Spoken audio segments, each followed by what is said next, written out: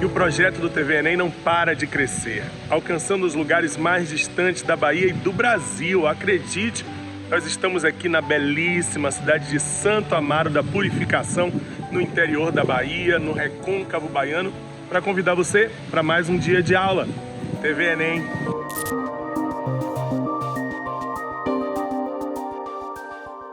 Olá, amigos e amigas. Hoje o nosso tema é a história do folclore brasileiro.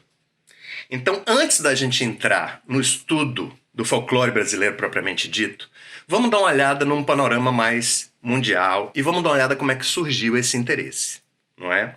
Porque a gente sabe que, quanto mais para trás no tempo, há uma discriminação contra as formas populares de manifestação artística. Por muito tempo, a elite predominou, o interesse pela arte era sempre voltado para essa arte feita pela elite. No século XVIII, começa um certo interesse pela cultura popular. Os estudiosos reconhecem que existem manifestações genuinamente populares de cultura.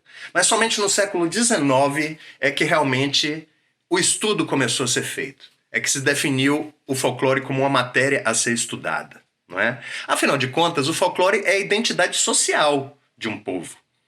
É o patrimônio cultural e material de um povo, o folclore.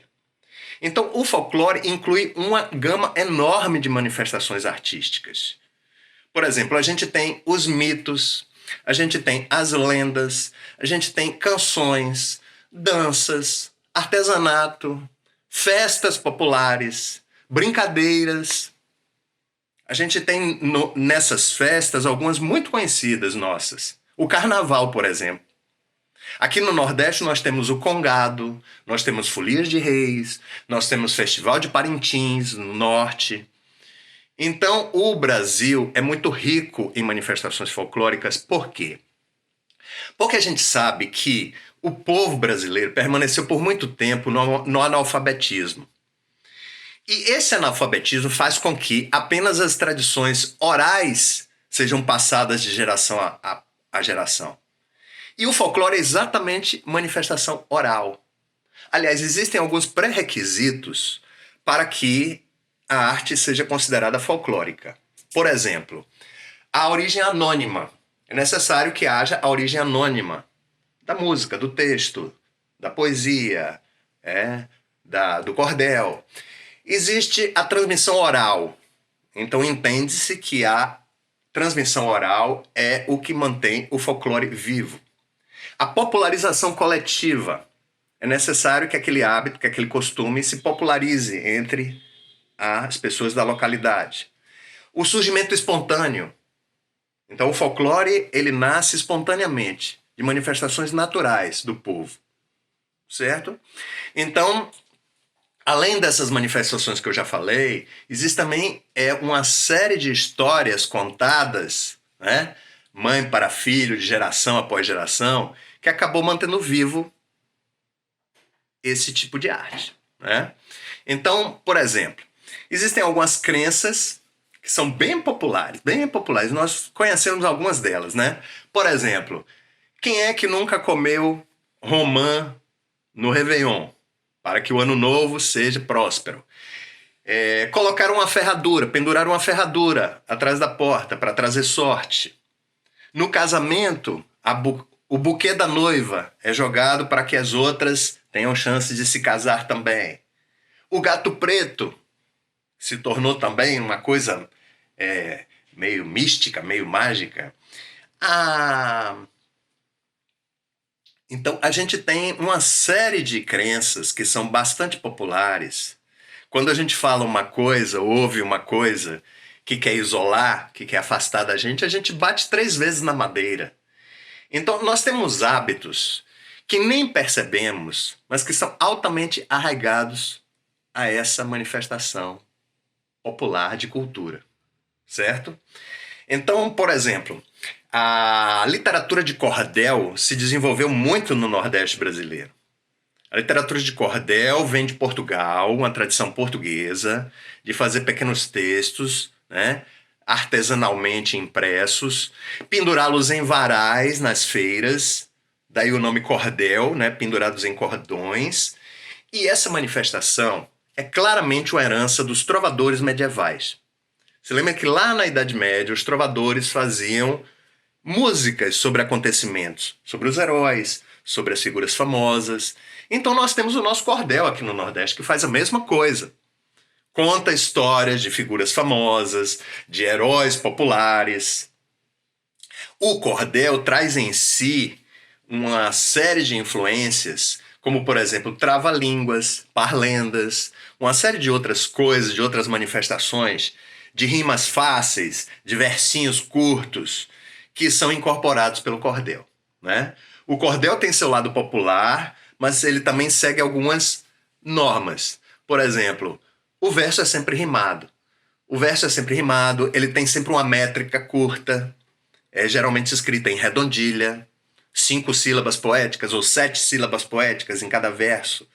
Então o cordel se popularizou muito aqui no Nordeste, como uma forma de transmitir o conhecimento sobre acontecimentos famosos, né? Uma série de cordéis, por exemplo, sobre Lampião e a sua história. Uma série de cordéis sobre esses heróis do povo. Não é verdade? Bom, agora, as lendas, elas aqui no Brasil, elas ganharam muita força. Por quê? Porque a gente sabe que na época da escravidão, muitos filhos de senhores eram criados e amamentados pelas suas babás negras, as suas babás escravas. Então, o que é que acontece? Quando uma mulher dessa amamenta uma criança e fica com ela durante a infância, ela acaba transmitindo oralmente as suas histórias, as suas lendas, aquelas que ela trouxe lá do seu povo. Então, aqui no Brasil, nós temos influência de Portugal, principalmente, né? Muitas coisas ligadas à música, à dança, a manifestações populares no Nordeste vêm de origem portuguesa. Mas também nós temos origens nos índios. Falei do Festival de Parintins, por exemplo, no Norte. Nós temos origem na África. Então muitas dessas lendas que as escravas contavam para os filhos dos senhores, elas traziam lá da sua comunidade africana. Então acaba que se mistura. Acaba que essas lendas vão se misturando, a indígena com a africana, com a portuguesa, e às vezes nem sempre é pura a origem, é misturada. Então temos a história do Saci, temos a história da Iara, ou Mãe d'Água, temos a história do Boto, aqui no Amazonas, que se transforma num jovem sedutor para engravidar as garotas. Temos o Curupira, temos a Mula Sem Cabeça, o Lobisomem, o Boitatá. Agora, o interessante é a gente notar como várias dessas figuras mitológicas estão ali para defender a natureza. Por exemplo, o Curupira é o grande protetor da mata, da fauna e da flora. Ele tem os pés voltados para trás para que ninguém possa segui-lo. Então quem olhar as pegadas no chão vai achar que ele está indo numa direção, quando na verdade ele está indo para outra direção, porque ele tem os pés voltados para trás, né? A Mula Sem Cabeça, o Boitatá.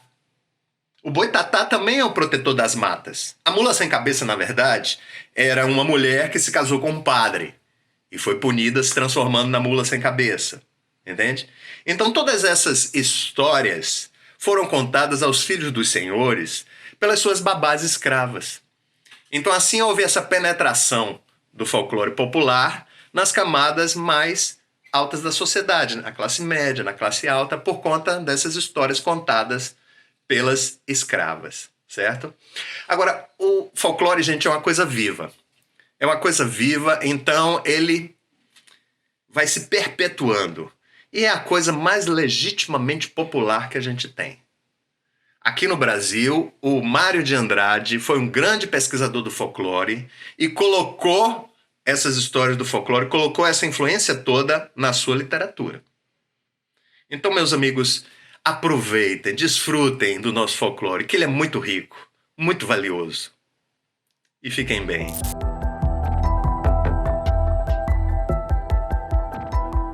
Olá pessoal, tudo bom com vocês?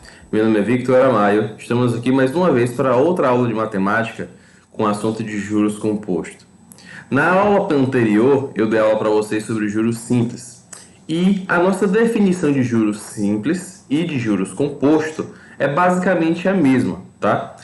O que muda é a forma como funciona e como se calcula o juros composto, tá? Então nós temos aqui, ó, juros composto funciona através de uma cobrança percentual sobre o valor total da aplicação. Logo, essa quantia muda a cada período da aplicação. Lá em juros simples, essa cobrança era em cima do valor inicial. Essa é a diferença básica entre juros simples e juros composto. Além dessa diferença que eu acabei de falar para vocês, o que muda também é a fórmula. Na fórmula de juros composto, nós temos uma equação exponencial. E aí, o que acontece? Aqui nós temos que o montante é igual ao capital, que é o valor que foi investido inicialmente, vezes 1 mais I, que é a taxa, a porcentagem de juros, né, a porcentagem cobrada, me perdoem, elevado a T, que é o tempo ou o período que essa aplicação está sendo aplicada, não é isso? Então, as formas das taxas continuam sendo as mesmas, não é isso? Ao ano, ao mês, ao dia ou ao semestre. E nós continuamos considerando que um mês tem 30 dias e um ano tem 365 dias, tá? Montante também continua sendo como capital mais juros. Essa parte também não muda. O que muda basicamente é a fórmula e a forma como nós vamos calcular. Vamos olhar aqui um exemplo, perdoem, um exemplo prático de como funciona, com a diferença básica. Nós temos aqui aquela mesma tabela que eu utilizei para juros simples, está aqui, certo? E aí, como a gente tinha visto anteriormente, né? O capital ele é de R$1.000, ele não se altera. Os juros cobrado é sempre em cima desses R$1.000, então os juros a cada mês que vai entrar é de R$100, é um valor fixo e constante. E o montante vai aumentando, né? Proporcionalmente, o montante vai aumentando sempre com valor constante. Então, o montante a cada mês aumenta R$100. Então, no primeiro mês eu tenho 1.100, no segundo mês eu tenho 1.200, 1.300 e por aí vai. Já aqui no juros composto, isso aqui é o nosso juros composto. O nosso capital, no caso, o capital ele continua o mesmo basicamente, só que a cada mês a nossa base para a cobrança é o que muda, tá certo? Então, no primeiro mês a minha base era de R$1.000, que foi um valor emprestado, que foi emprestado aplicado. O juros no primeiro mês é de R$100 e o nosso montante é de 1.100. Já quando chega no segundo mês, isso aqui muda.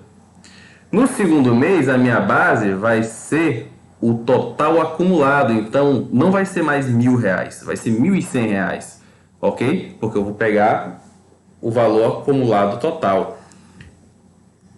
No segundo mês, os meus juros serão de R$1.100 e o meu montante será de R$1.210. Quando nós vamos aqui agora para o terceiro mês, aí você está vendo que mudou novamente a quantidade de juros que está entrando. Enquanto lá no juros simples era um valor sempre constante, aqui ele sempre vai mudando. Então agora vai entrar R$121 e, portanto, o nosso valor vai ficar em 1.331. E aí isso aqui vai continuar aumentando exponencialmente, certo? Vou fazer aqui agora com vocês uma questão que caiu na prova do Enem de 2019. Uma pessoa se interessou em adquirir um produto anunciado em uma loja, negociou com o gerente e conseguiu comprá-lo a uma taxa de juros compostos de 1% ao mês. Já temos aqui nossa taxa de juros. O primeiro pagamento será um mês após a aquisição do produto e no valor de R$202. Então, ó, já vou colocar aqui separadinho bonitinho que no primeiro mês o pagamento foi de R$202, certo? O segundo pagamento será efetuado um mês após. Então, no nosso segundo mês,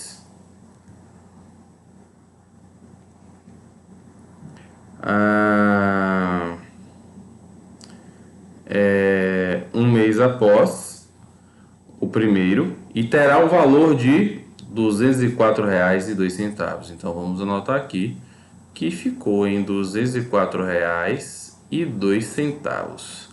A parte chata de juros compostos é isso, viu? Que sempre dá um número decimal bem estranho e aí dá uma dorzinha de cabeça às vezes para calcular. Então vamos lá. Para concretizar a compra, o gerente emitirá uma nota fiscal com o valor do produto à vista negociado com o cliente correspondendo ao financiamento aprovado. O valor à vista, em real, que deverá constar na nota fiscal é de... Bom, para saber o valor à vista, eu tenho que saber o quanto que foi acrescido, né, em cada mês. Então vamos lá. No primeiro mês, eu tenho que o meu montante foi igual a 202. A minha taxa é 1%, porque a taxa não muda, né? E aí a gente já sabe aqui que isso aqui é 1 sobre 100. Ou, se vocês preferirem, 0,01. E o período é 1. Porque estamos falando do primeiro mês, né? Só aplicar a fórmula, minha gente. M é igual a C, abre parênteses, 1 mais I elevado a T. 202 é igual a C, porque é o que nós estamos procurando, vezes 1 mais 0,01 elevado a 1. 202 é igual a C vezes 1,01, ok? Porque isso tudo aqui elevado à primeira, né, como a gente já sabe, dá ele mesmo. Então, portanto, nosso capital vai ser igual a 202 dividido por 1,01, ok? Na hora de calcular isso daqui, eu vou fazer o seguinte, ó. C é igual a 202 dividido por 101 sobre 100. Aí a gente inverte e multiplica, né? C é igual a 202 vezes 100 sobre 101. Isso aqui dá para a gente simplificar. Então aqui vai ficar 2. Então, portanto, C é igual a 200. Ok? Ok. Então, já achei aqui quanto foi o valor do capital inicial, né, no primeiro mês. Olha, como esse negócio foi dividido em 2 vezes, creio eu que a segunda parcela vai dar 200 também, né? Então, eu já poderia marcar aqui letra B, que vai dar 400. Porém, todavia, contudo, nós vamos fazer o quê? Nós vamos calcular, né? Porque, afinal de contas, a gente não pode ficar simplesmente falando para vocês uma coisa sem mostrar, sem comprovar. Então, eu vou dar uma diminuída aqui.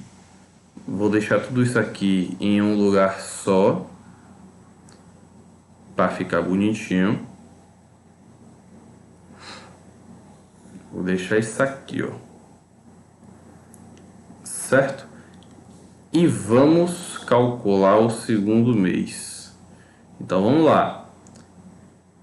M do segundo mês é 204,02 e continua sendo nosso velho amigo 1%. T agora é 2, certo? Eu vou botar que isso aqui é 1. Então vamos ser felizes, né? Vamos calcular. M é igual a C 1 mais I elevado a T.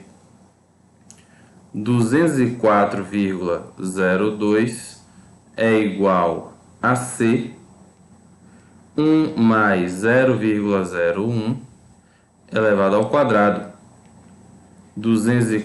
Opa, já ia fazendo besteira aqui. 204,02 é igual a C, abre parênteses, 1,01 elevado ao quadrado.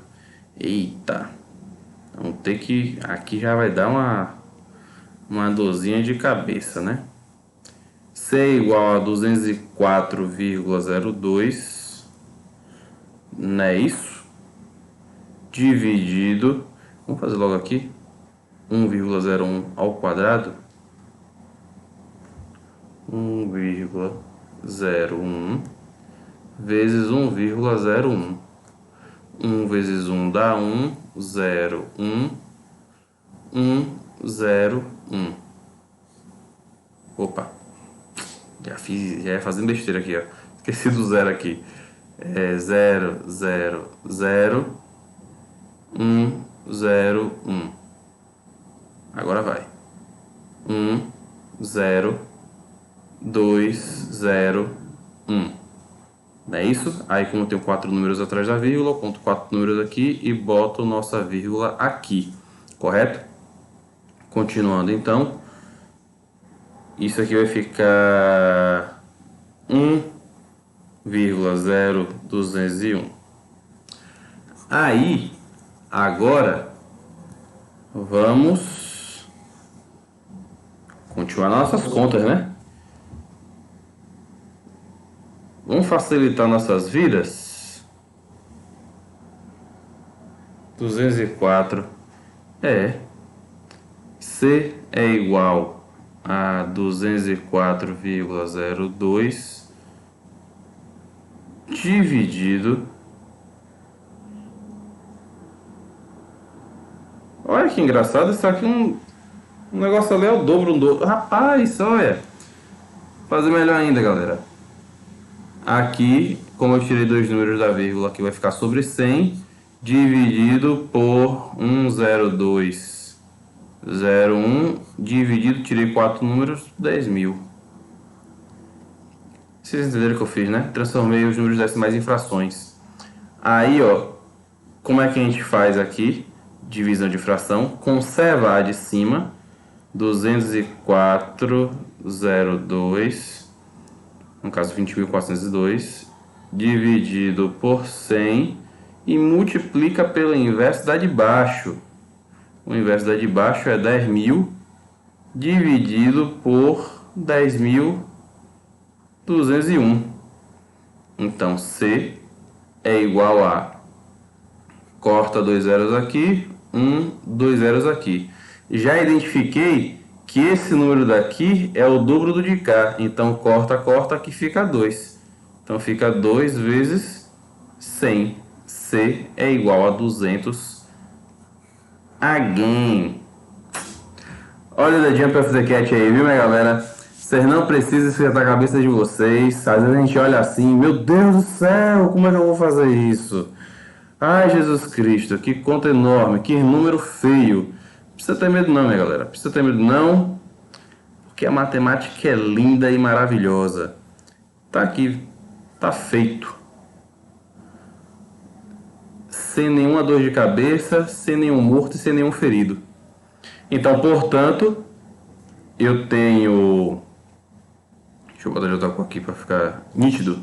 Eu tenho 200 da primeira parcela, 200 da segunda parcela, portanto, como eu tinha previsto, o nosso total é de R$400, que vai constar na nota fiscal desse rapazinho aí.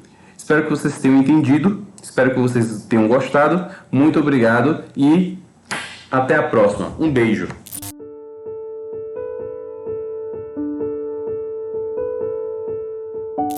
Fala, meu povo lindo! E aí, estão aproveitando as aulas da nossa TV Enem? Bom, eu sou Felipe Veloso, ator, e como vocês sabem, toda semana eu dou uma passadinha aqui nos intervalos da programação, sempre trazendo um conteúdo exclusivo, preparado com muito carinho para vocês. Na edição de hoje, eu trago Mudando a Letra, onde eu apresento grandes canções em forma de dramaturgia. Espero que vocês curtam.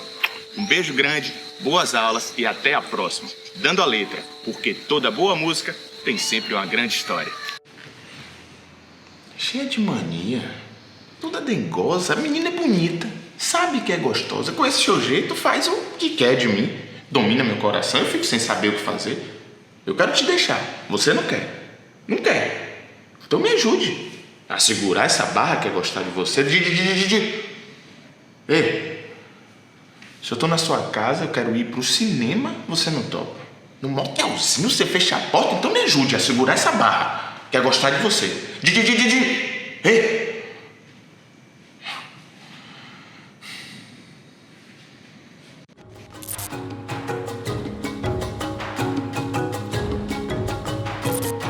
Olá, tudo bem? Estamos de volta. A gente vai continuar conversando sobre o século XX, a segunda metade do século XX, o contexto da Guerra Fria, os eventos da Guerra Fria, para poder entendermos melhor o século XXI, esse mundo que nos cerca, que está ao nosso redor, mesmo tão estranhamente ao nosso redor, no caso desses nossos tempos atuais. Queria lembrar vocês que a gente vai tratar hoje sobre alguns eventos da Guerra Fria que são significativos, que são importantes. Entre eles, a Guerra da Coreia. Muita gente interpreta a Guerra da Coreia como a primeira guerra da Guerra Fria, o primeiro conflito da Guerra Fria. Tropas americanas e soviéticas não chegaram a se enfrentar diretamente, mas a Coreia do Sul, com apoio dos Estados Unidos, e a Coreia do Norte, com apoio da China, acabaram representando as duas forças antagônicas. A guerra começa quando a Coreia do Norte resolve invadir a Coreia do Sul, tentando converter todo o país sob a égide do socialismo, com apoio da China. Os Estados Unidos tentam rechaçar, a China manda 1 milhão de soldados para a região e a guerra acaba exatamente como começou. Depois de centenas de milhares de mortos, a guerra acaba, mantendo a Coreia dividida como está até hoje. Toma cuidado, porque às vezes nos vestibulares aparece assim: a Coreia está unificada e o Vietnã dividido, tentando ver se pega você. O Vietnã que está unificado e a Coreia continua dividida pelo paralelo 38 até hoje, separado por essa região, a zona de exclusão, né, separada em Coreia do Norte, socialista, a última ditadura anacrônica, fora do tempo, né? Uma coisa absurda, parece um mundo paralelo à Coreia do Norte ainda em pleno século XXI. E do outro lado está a Coreia do Sul, um tigre asiático, uma economia pujante. Então existe essa dicotomia entre essas duas realidades e que marcam ainda, né, o século XXI, apesar de ter sido um conflito lá atrás do século XX, né, em meados dos anos 50. Mas é um episódio da Guerra Fria importante. Outra coisa que você precisa lembrar quando se fala de Guerra da Coreia é que é um confronto entre a Coreia do Norte e a Coreia do Sul, faz parte do contexto da Guerra Fria e foi a primeira vez que houve uma participação das tropas da ONU em um evento do século XX, a ONU, a Organização das Nações Unidas, recém-criada, ok?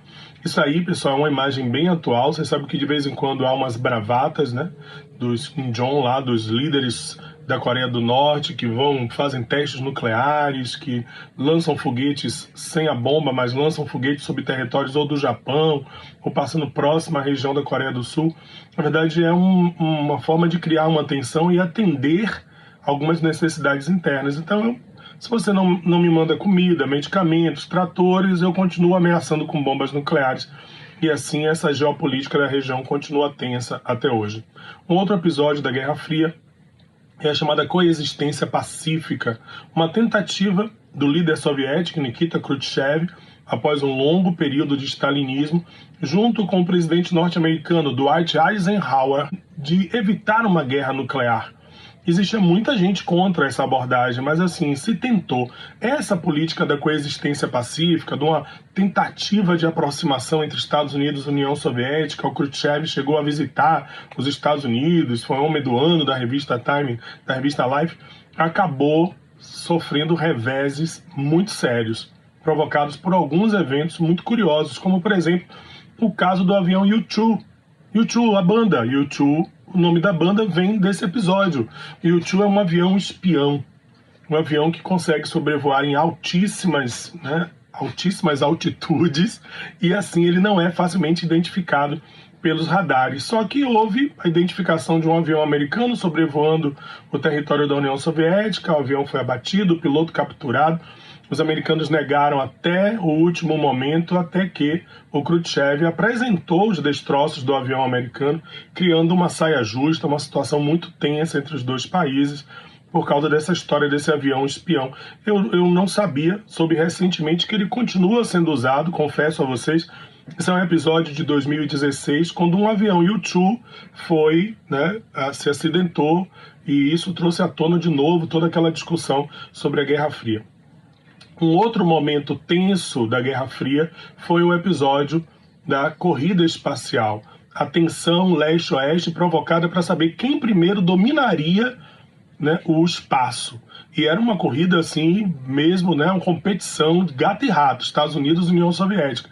Os soviéticos colocaram primeiro nave em órbita da Terra, botaram primeiro o ser vivo em órbita da Terra, depois os americanos avançaram e lançaram, e os americanos no final das contas acabaram ganhando, porque a disputa maior mesmo era saber quem chegava na Lua primeiro. E a gente sabe que os americanos no final dos anos 60, com a Apollo 11, acabaram por colocar os primeiros homens, colocar os pés na Lua, embora esse seja um tema bem polêmico até hoje. Há quem discuta realmente se houve ou não houve essa chegada do homem à Lua. Eu acho que houve sim, eu não vou entrar muito nesse mérito dessa teoria conspiratória não. Mas hoje americanos e russos, não existe mais a União Soviética, né? Mas americanos e russos continuam correndo pelo espaço, embora sejam aliados em muitas pesquisas, nas plataformas que estão em órbita da Terra. Então aquela briga entre Estados Unidos e União Soviética pelo domínio espacial não se repete entre russos e americanos da mesma forma hoje. E hoje tem a China na jogada, os franceses e muitos países que já avançam nas conquistas espaciais. Mas um dos momentos mais cruciais da Guerra Fria veio da Revolução Cubana. Queria lembrar a vocês, Cuba era uma colônia da Espanha. Durante a Guerra de Secessão, que transformou os Estados Unidos num país que aboliu a escravidão definitivamente, colocou os Estados Unidos na égide do capitalismo, o avanço econômico dos Estados Unidos foi muito rápido. Tem filmes muito legais, como, por exemplo, O Vento Levou, esse clássico do cinema americano, mais recentemente o Cold Mountain, são filmes que se passam durante a Guerra de Secessão, a Guerra Civil Norte-Americana, que se dilacerou os Estados Unidos, deixou sequelas racistas até hoje em alguns estados do sul dos Estados Unidos. Por outro lado, alavancou os Estados Unidos para seu imperialismo, para suas questões econômicas mais ambiciosas. A doutrina Monroe, o desejo de dominar novos mercados, e Cuba estava ali no foco. Foi assim que os americanos provocaram uma guerra com a Espanha, a chamada Guerra Hispano-Americana, saíram vitoriosos da Guerra Hispano-Americana, garantiram não só um domínio econômico sobre Cuba, um domínio político sobre Cuba através da Emenda Platt, como garantiram um pedaço do território de Cuba, que é a base de Guantánamo, que até hoje está sob domínio dos Estados Unidos.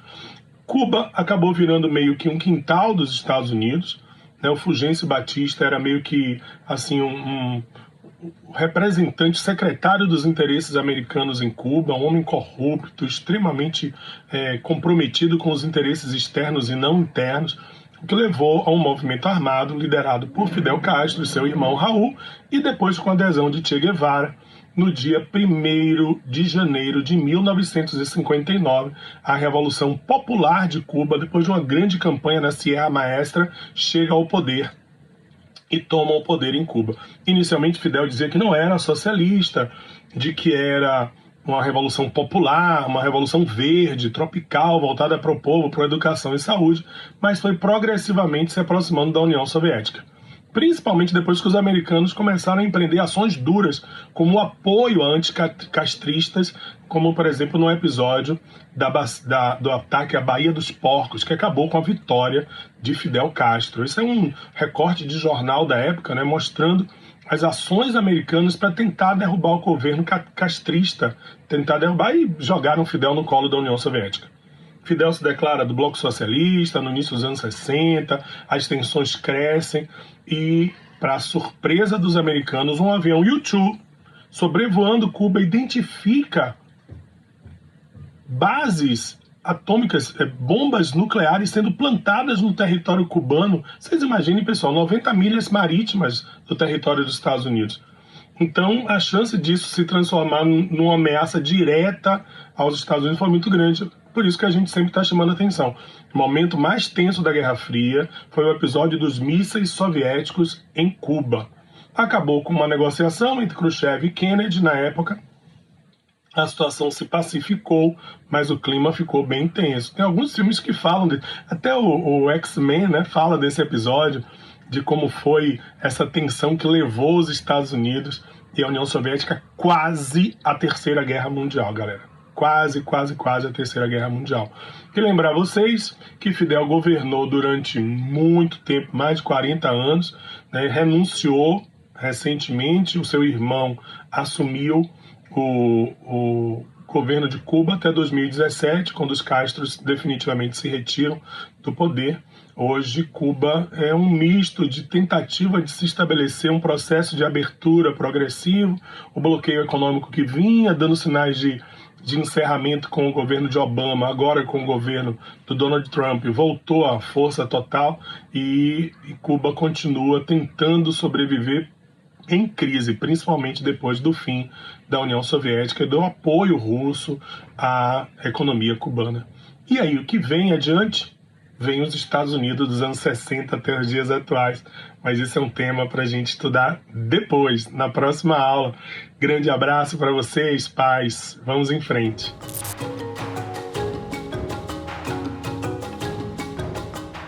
Olá, humanos! Tudo bem? Estamos aqui mais uma vez. Meu nome é Renato Souza, sou professor de Química de alguns colégios de Salvador. Hoje vamos tratar sobre título e densidade. Normalmente, as questões de título aparecem com densidade. Como assim, Renato? Título. Na verdade, nós estamos falando de concentrações de soluções ainda. É uma continuação da parte de concentrações de soluções. Muitas vezes, nós trabalhamos no cotidiano com o que nós chamamos de porcentagem. Se você pega um soro fisiológico aí na sua casa, você vai ver que a concentração dele é de 0,9%. O que quer dizer isso? Quer dizer que para cada 100 ml, por exemplo, daquela solução de soro fisiológico, 0,9% é do meu soluto. O meu soluto acaba sendo o sal de cozinha. E por que o soro fisiológico tem essa concentração? Essa concentração faz referência à concentração dentro do nosso corpo. Para que as nossas células não percam água, nem ganhem água. Quando nós lavamos, por exemplo, o nosso olho com soro fisiológico, eu estou lavando com uma solução de mesma concentração do meu corpo, mesma concentração de sal, para que não passe água de uma célula para o meio ou do meio para a célula por osmose. Tudo bem? Então, o título é, na verdade, mais um tipo de concentração. É um tipo de concentração muito utilizado em laboratórios para facilitar o nosso cálculo. Porque o título simplesmente, galera, é uma porcentagem. Então, essa porcentagem que nós temos do sal de cozinha no soro fisiológico, né, do sal do NaCl no soro fisiológico, 0,9%. Se nós dividirmos isso por 100, vai dar 0,009. Isso é o que nós chamamos de título. É um valor adimensional muito utilizado para fazer os cálculos. Em vez de você fazer uma regra de 3, não é? 100 ml está para 100%, assim como 0,9 está para X, e você achar aquele valor, por exemplo, que você quer encontrar, basta você pegar o volume da sua solução e multiplicar direto pelo título. Você já vai achar a quantidade de soluto que você tem no meio.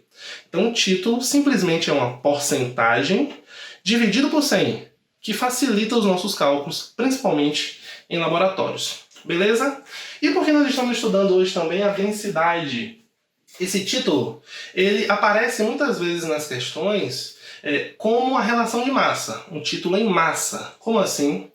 A porcentagem em massa que eu tenho do meu soluto para a massa, para 100% da massa da minha solução. Então, massa para massa. Mas muitas das soluções estão em um certo volume, 1 litro, 500 ml. Então, nós utilizamos a densidade, que é uma relação entre a massa da solução e o volume da solução, para que nós possamos, por exemplo, relacionar esse título, que é dado em massa e massa, porcentagem em massa, massa do soluto, massa da solução, com, por exemplo, um dado de uma questão, quando ele traz um volume. Então a densidade vai fazer essa relação, tudo bem? Entre massa e volume. Você conhece bem densidade, massa sobre volume. E qual é a diferença? Só para que nós possamos distinguir aí a diferença entre densidade e concentração comum, que eu já trabalhei até com vocês em uma outra aula. Essa diferença se dá na massa que nós temos. A concentração comum é massa de soluto, só soluto. Água e sal, eu vou calcular a massa do sal e vou fazer uma relação com o volume da solução como um todo. Isso é uma concentração comum. E a densidade não. A densidade vai pegar a massa da água e a massa do sal e vai relacionar com o volume da solução toda. Então a diferença entre densidade e concentração está aqui, ó. Solução, quando nós falamos de densidade, soluto, quando nós falamos de concentração comum. Tudo bem? Para fechar aí, mostrar um exemplinho aqui de título. Se eu falo para você uma questão que eu tenho um título de 0,3, porque é adimensional, é grama sobre grama, então nós acabamos não utilizando nenhum tipo de unidade. 0,3 é o nosso título. Eu posso falar a você que eu tenho uma concentração do meu soluto de 30%, nesse caso aqui, em massa. Tudo bem? Então, ó, 30%, quando eu tenho um título de 0,3, quer dizer que é a massa do soluto na solução. Se eu tiver um título de 0,5, quer dizer que eu tenho aí 50%, certo? 50% do meu soluto na solução. Da massa total, 50% é de soluto. Beleza? Então, vamos ver uma questãozinha que trabalha esse título, que é a mesma coisa que a porcentagem, só que dividido por 100. Você nunca pode esquecer isso. Muitas vezes os alunos falam assim, Renato, eu não consigo entender título. Galera, título é uma porcentagem. A minha solução equivale a 100% e a quantidade que eu tenho do soluto equivale ao que nós chamamos de título. Beleza? Que vai estar 0,3, 0,5, 0,4, 0,2. Renato, pode dar mais do que 1? Impossível. 1 equivale a 100%. Você estaria me dizendo que tem mais soluto na solução do que o total da solução. Tudo bem? Então, vamos para uma questãozinha aqui do Enem 2016. Onde ele me diz que tem uma solução de NaCl de 0,9%. Renato, mas não é título. Porcentagem e título são praticamente a mesma coisa. Ok? Quando eu te dou um título, você transforma ele para porcentagem, multiplicando ele por 100. Quando eu te dou a porcentagem, eu divido por 100 e chego no título. Beleza? Então, uma solução de 0,9% de NaCl. Beleza. Ele diz que a densidade é de 1 grama por ml. Praticamente a densidade da água pura, né? A 25 graus. E a gente tem aqui um volume de 500 ml. Ele quer preparar uma solução de 500 ml. Aonde eu tenho uma porcentagem de 0,9. E aí, como é que eu vou fazer isso? Qual é a massa, e essa é a pergunta dele, qual é a massa que eu preciso de NaCl para preparar esta solução? Vamos dividir em algumas partes. Vamos dividir aqui em algumas partes.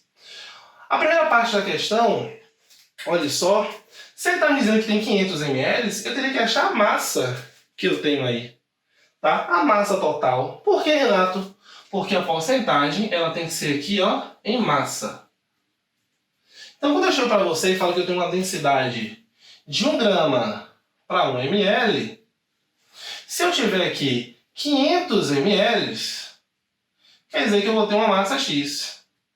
Ah, Renato, sempre vai ser assim? 500 ml, 500 gramas? Não. Isso é porque a densidade foi 1. A minha densidade poderia ser 1,2, 1,5, 1,8, depende da solução. E aí nós teríamos valores diferentes. Nesse caso aqui, eu estou tendo 500 ml e estou transformando aqui em 500 gramas de solução. Tudo bem? 500 gramas de solução. Ok?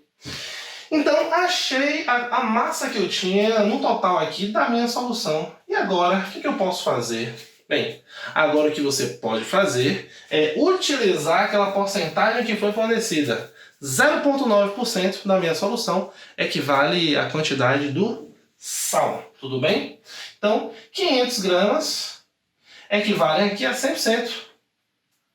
Assim como 0,9% equivale a Y, para a gente não ter nenhum tipo de confusão aqui. Olha o que eu vou fazer, vou cortar 0 com 0, beleza? Cortei 0 com 0. Vou tirar essa porcentagem com porcentagem, tudo bem? E aqui eu acabo encontrando 0,9 vezes 5. Se você fizer essa continha aí, você vai achar 4,5, no caso aqui, gramas. Beleza?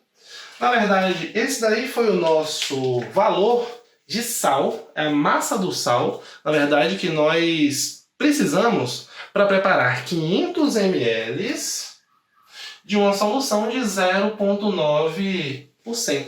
Tudo bem? Sempre que aparecer o título, deve aparecer também a densidade para que nós possamos fazer essa relação. Então não esqueça, a densidade é a massa sobre o volume da solução, assim como a concentração, que é diferente da densidade, é a massa do soluto sobre o volume da minha solução. E o nosso título simplesmente é uma relação de porcentagem dividido por 100. Uma relação de porcentagem dividido por 100. Beleza? Espero que tenha passado algo de interessante para vocês sobre densidade, sobre título. Fico com vocês para uma próxima aula. Um grande beijo no coração e até lá!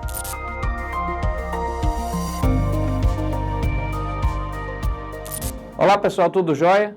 Vejam só, nesse momento agora que a gente vai analisar a questão da classificação das propriedades de terra no Brasil, é fundamental que você fique atento à especificação dos tamanhos das propriedades para que a gente entenda um elemento muito importante do nosso espaço rural brasileiro, que é a desigualdade na distribuição de terra e a necessidade urgente de realização de uma reforma agrária.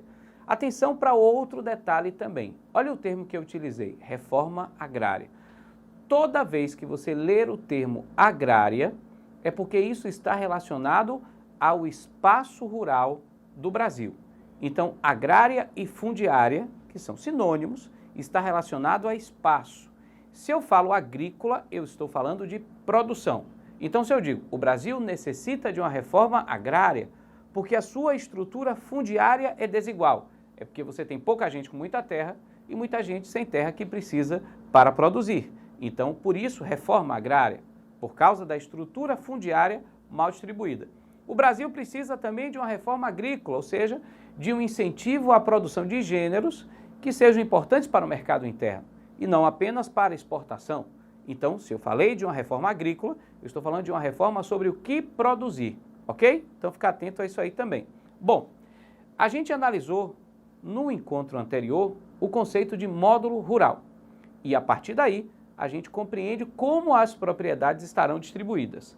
Os minifúndios, que são propriedades de até um módulo rural, olha só que desigualdade, representam 72% dos imóveis rurais do Brasil inteiro. Então, se eu fizer uma análise de todas as propriedades rurais que tem no país, de sítios, chácaras, fazendas, enfim, propriedades rurais, propriedades que estão hoje no campo, 72% desses imóveis são minifúndios, ou seja, tem até um módulo rural. Só que eles ocupam apenas 12% da área rural disponível. Eu não estou dizendo 12% do tamanho do país, mas da área rural disponível.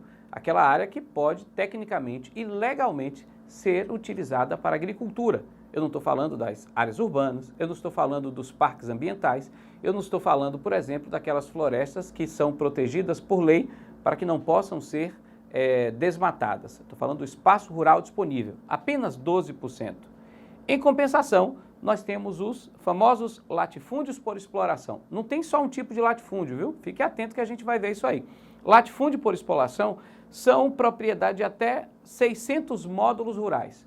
Começa em 2 e vai até 600 módulos rurais, mas a principal característica, eles não são explorados ou eles não seguem a regra mínima para exploração. Porque você tem que ter uma regra mínima. Não adianta você ter uma fazenda gigantesca, ter 2 vacas passeando pela fazenda e você falar que é criador de gado e que sua terra é útil para isso. Não, você tem que ter um número mínimo de cabeças de gado por módulo rural para que você defina que aquele espaço é utilizado. A gente não precisa entender sobre isso, saber dessas regras, porque isso é muito técnico, isso tem a ver com outro setor, para o vestibular, para as provas que vocês fazem, não. Mas esse conceito aqui, sim. Então, latifúndio por exploração, propriedades de 2 a 600 módulos rurais que são inexplorados, não são utilizados devidamente.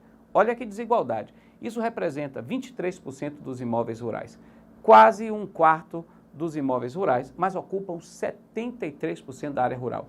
Ah, professor, então significa dizer que, né, o Brasil tem 73% do seu espaço rural mal utilizado ou sem utilizar? É exatamente isso. E olha que nós somos campeões do agronegócio no mundo. Imagina só se a gente utiliza de uma maneira racional todo esse espaço disponível. Aqui, nitidamente, percebemos a necessidade urgente de uma grande reforma agrária, porque nós temos uma estrutura fundiária desigual. Ah, professor, e se o espaço for grande, mas se ele for útil? Então, imóveis explorados de forma racional, que segue a regra de exploração, que é devidamente organizado para produzir e que tem até 600 módulos rurais, ou seja, é do mesmo tamanho do latifúndio de exploração, eles representam 5% dos imóveis e 10% da área. Bom, isso não é injustiça do ponto de vista da distribuição fundiária.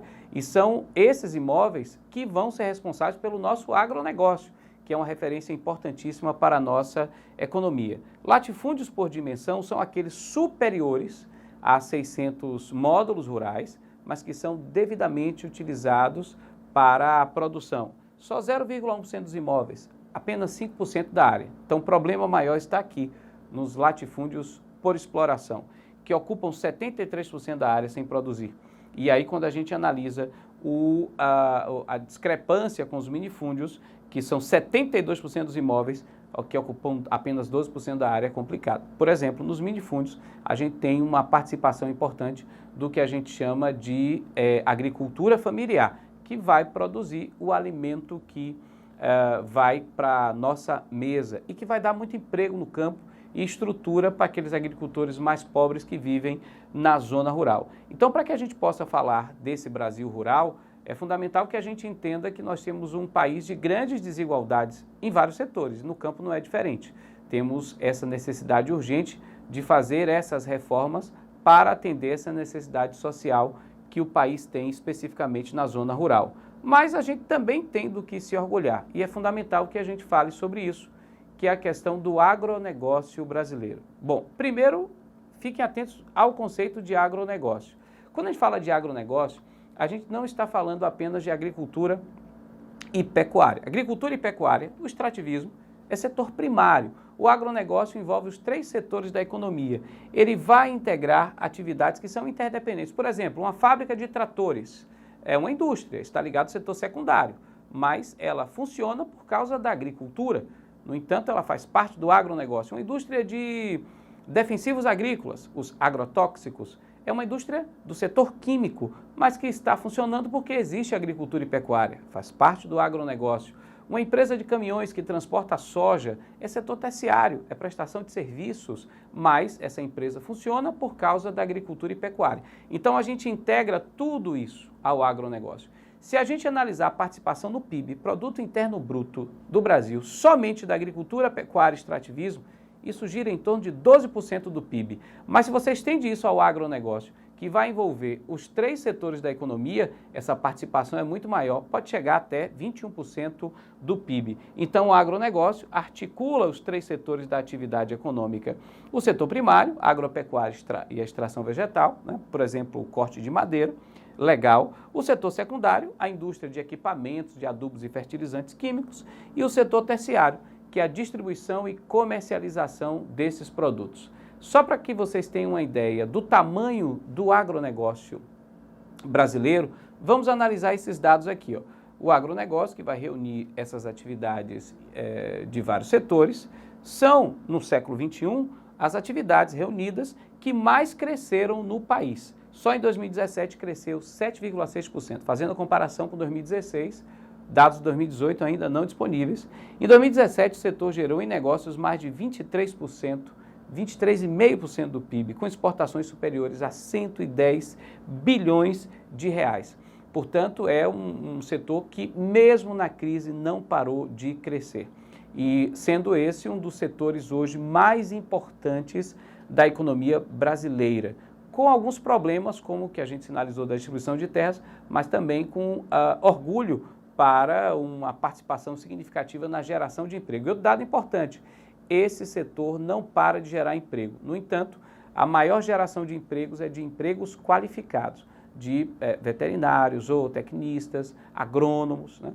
até mesmo pilotos de avião, para atender, por exemplo, a demanda de fertilização e de uso de defensivos agrícolas na lavoura, ok? Daqui a pouco a gente continua em outro vídeo, conteúdos importantes sobre esse tema. Até a próxima. E aí, acompanhou, anotou tudo direitinho? Está seguindo a gente nas redes sociais, @TV Enem no Instagram, seguindo o canal do Escritório do Pensamento no YouTube e acompanhando a gente na TV aberta e na TV a cabo também. E não se esqueça, se inscreva no tvenem.com.br, é fundamental, tá tudo organizado lá, estruturado para você. Muita paz, muita luz e vamos em frente.